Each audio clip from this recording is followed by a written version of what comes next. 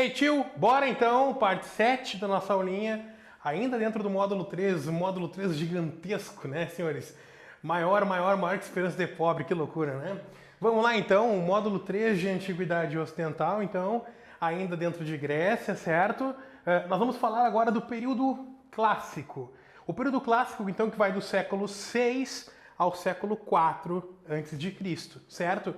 No período clássico, a palavra-chave é guerra.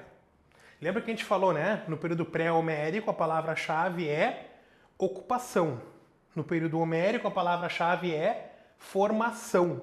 No período arcaico, a palavra-chave, obviamente, é cidade-estado, né?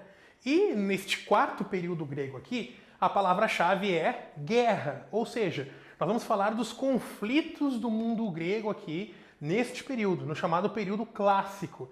Mas ele tem esse nome também clássico, né? Não tanto pelas guerras, mas pelo período no governo de Péricles aqui, que a gente vai citar, que fica entre essas duas guerras. Então a gente fala de uma guerra, governo de Péricles, e outra guerra, certo? O período do governo de Péricles, que é muito citado em provas aí, no Enem já caiu algumas vezes já citando Péricles e o seu governo como o século de ouro do mundo ateniense, tá? Desculpa, do mundo grego, ok? Então, vamos lá, vamos falar um pouquinho dessas guerras, né? Dois conflitos. A primeira, ou os primeiros conflitos, as chamadas Guerras Médicas, e o segundo conflito, conhecido como a Guerra do Peloponeso, tá? Olha só o macete, bem fácil, certo? Guerras Médicas, uma guerra externa.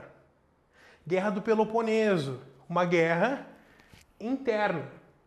Guerras médicas representam o apogeu do mundo grego. E quando eu falo apogeu do mundo grego, eu vou me referir aqui a Atenas. Apogeu do mundo ateniense. Guerra do Peloponeso. Decadência do mundo grego. De todo o mundo grego. Tá? Inimigo externo, apogeu.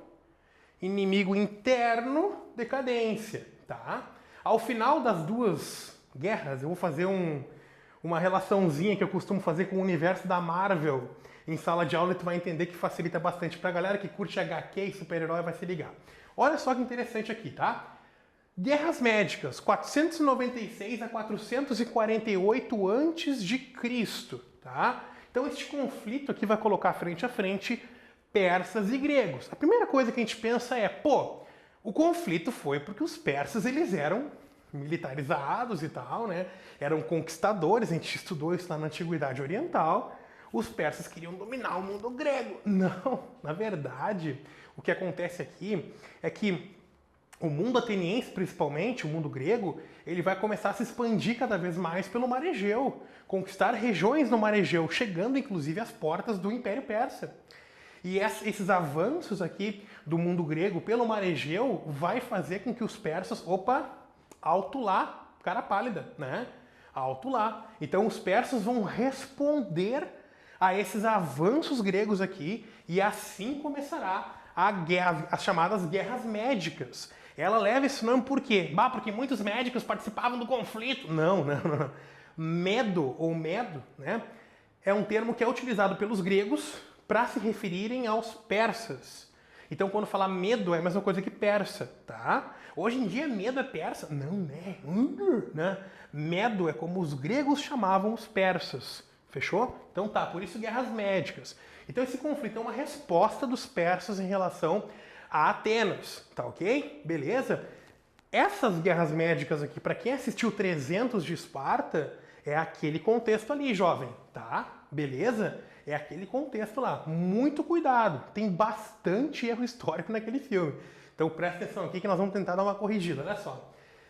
Primeira e segunda fase, né, das chamadas Guerras Médicas. Tá bem? Beleza? Vamos lá então. Olha só. A primeira fase das Guerras Médicas, ela traz pra gente dois pontos importantes. Vitória e derrota. Ah, vá, prof. Tá? E é vitória e derrota dos gregos. Veja só, Atenas consegue importantes vitórias na primeira fase das Guerras Médicas contra o rei Dario, que é o rei lá no caso persa, né?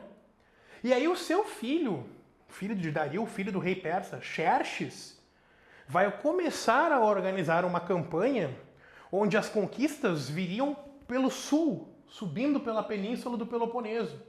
Ou seja, pegando ali onde fica Esparta. Então o conflito inicialmente tem uma vitória dos atenienses no mar Egeu, para depois, ainda dentro da primeira fase, haver um novo conflito, agora os persas pegando os espartanos, que tem aquele episódio dos 300 espartanos no desfiladeiro de Termópilas, né, que não eram 300, eram um pouco mais, mas eram muito mais persas do que espartanos, né? E isso aqui leva à derrota dos espartanos. Gente, por que isso aqui é crucial para a guerra?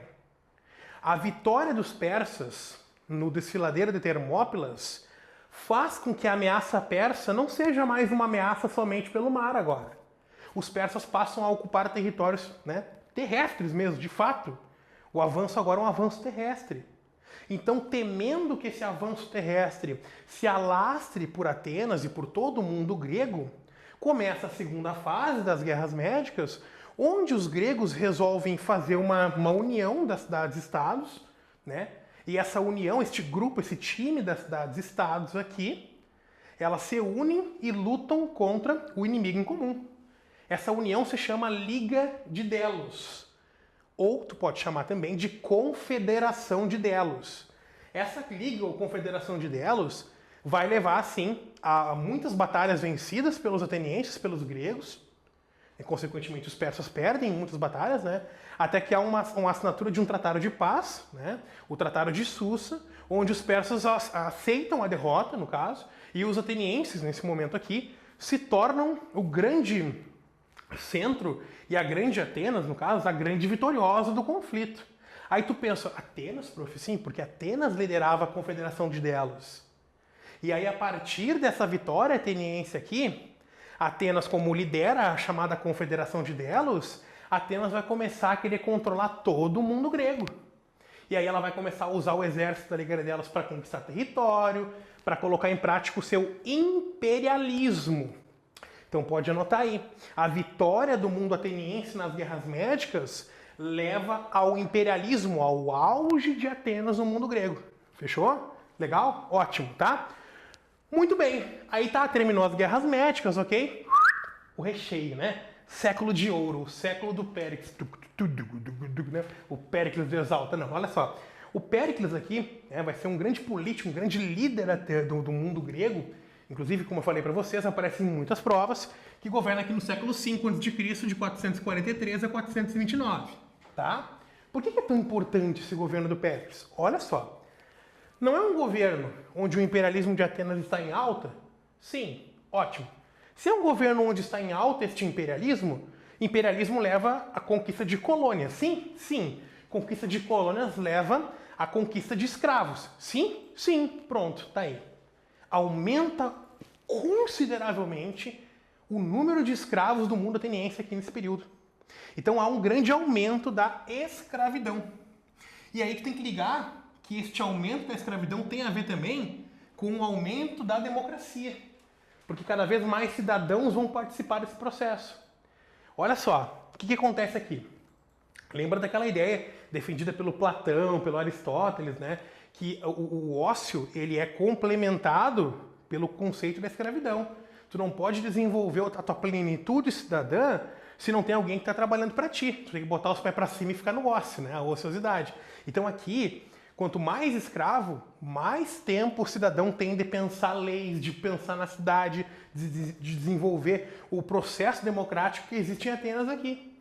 Então, neste momento, o aumento da escravidão com o imperialismo ateniense consolida cada vez mais a democracia no mundo ateniense. Por isso que é o chamado século de ouro de Péricles. Porque economicamente tu está indo legal e politicamente tu está melhorando também. Sem falar que o Péricles é o cara que cria a mistoforia, né? Que é o chamado salário para o político. Aí tu pode pensar assim, bah, mas salário para político é errado. Cara, é que assim, ó, nesse caso aqui, quando o cidadão participa do mundo de criar leis e ele tem que ter a sua ociosidade, é legal. Mas é legal para quem é rico. Quem não é rico e é cidadão, tem que trabalhar. Só que se ele está trabalhando para sustentar a família, ele não está não está desenvolvendo a plenitude do seu conceito do cidadão. Então o que o Péricles faz? Um auxílio. Esse salário político aqui é para auxiliar as camadas menos abastadas, a galera que não é tão rica, para que eles possam participar de fato do processo né, democrático de colocar em prática o seu senso cidadão. Então aqui, isso aqui acaba sendo positivo. O salário político é um plus, né, para essa democracia que se expande cada vez mais. Tá bom? Beleza? Grande destaque no governo de Péricles para os Jogos Olímpicos. Atentem, né? São as Olimpíadas que tem de 4 em 4 anos. Exatamente, cara. Só que aqui é um pouquinho diferente, tá? Hoje em dia nós temos muito essa questão da união dos povos. O importante é competir, né? Aquela coisa toda linda e maravilhosa. No mundo ateniense era um pouquinho diferente. No mundo grego era um pouquinho diferente, desculpa. Não ateniense, né? Nesse mundo grego aqui, o que acontece? Os jogos eram uma homenagem a Zeus, né? Então era uma homenagem, tem um envolvimento religioso. No mundo grego, os jogos aconteciam em Olímpia, uma cidade sagrada lá. Então não é que nem hoje em dia que tu vai de várias e várias cidades no mundo, né? E no mundo grego, ele representava, por exemplo, um momento de paz, de trégua, nem o termo paz correto, né? Mas uma trégua entre as cidades-estados que não atritariam umas com as outras no período de conflito aqui, aliás, no período dos Jogos Olímpicos. Então, neste caso aqui, os Jogos Olímpicos tinham sim esse caráter de rivalidade entre as cidades-estados, mas a rivalidade ficava restrita aos jogos. Vencer os Jogos Olímpicos, vencer os esportes que apareciam ali, a luta, o wrestling, né? O arremesso de disco, a corrida de big, enfim, de cavalo, tudo isso representava o quê? Bah, tu viu quem ganhou a corrida de tal coisa? Bah, o fulano ganhou. De onde que é o fulano? De Atenas. Bah, então Atenas tem os caras que correm rápido.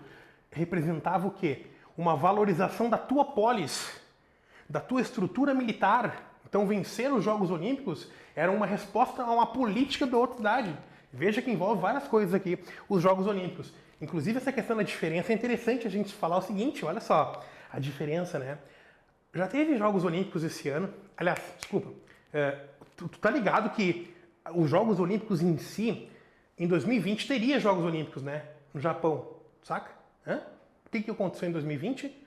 Uma pandemia mundial, né? Os Jogos Olímpicos estão marcados para 2021, certo? Então olha que interessante, não ocorreu a Olimpíada graças a uma pandemia. Lá na época da Segunda Guerra Mundial teve Hitler. Não teve Olimpíadas durante a época das guerras. Então veja, bem complicado a gente falar isso aqui. Mas assim, ó, a gente está falando de guerras que impedem o acontecimento de Olimpíadas. Lá no mundo grego, não. Os caras se matavam valendo. Opa, Olimpíada, vamos competir. Tu entendeu? Então tem uma diferença. Sacou? Fechou? E para finalizar, a Guerra do Peloponeso. Que aí sim, nós temos o quê? Um conflito interno. Internamente, as cidades-estados passam a competir, a lutar entre si, certo?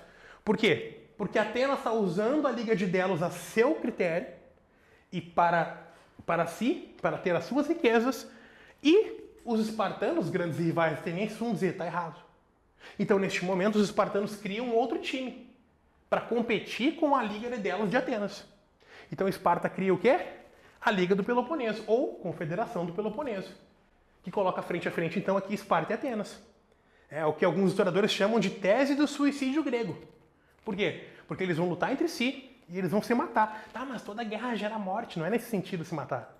Se matar porque o conflito interno enfraquece as fronteiras do mundo grego. E enfraquecendo as fronteiras do mundo grego, vem um inimigo de fora e invade o mundo grego. Quem que são esses inimigos? Nós vamos ver no próximo bloco. Os macedônicos invadem o mundo grego. E aí, graças a esse conflito aqui que está ocorrendo na chamada Guerra do Peloponeso. Parênteses rapidinho. Você está ligado lá na Marvel, né? Tem os Vingadores e a Haha e Huhu, certo? Pois então, olha que interessante. Eu costumo dizer para os meus alunos em sala de aula o seguinte, existe aqui uma estrutura, né, muito parecida. Por exemplo, os Vingadores tinham todos os egos, né? Cada um os egocêntricos, não queriam se juntar. As cidades-estados não queriam se juntar, era cada um por si. Aí vem um inimigo e faz o quê? E detona eles, o Loki, né? Lá no primeiro filme dos Vingadores. O que acontece aqui? Vem os persas e detonam eles. Até que os Vingadores se unem. E ao unirem-se, eles vencem os persas. Eles se unem, eles formam a Liga de Delos. E ao unirem-se, eles vencem os persas. Eles derrotam o Loki, os Vingadores, né? Legal. Quem é que é Atenas? Atenas é inteligente, pensante. Quem é que é Esparta? Esparta é militar. Quem é que pensa? Homem de ferro, o cara inteligente, intelectual. Quem é que é o militar? O Capitão América, né? Esparta e Atenas, sacou? O que vai acontecer aqui na Guerra do Peloponeso? Eles se matam entre si, que nem acontece lá na Guerra Civil, e aí enfraquece as fronteiras do mundo grego. E quem é que invade a Terra? O Thanos. Quem é que invade o mundo grego? Os macedônicos.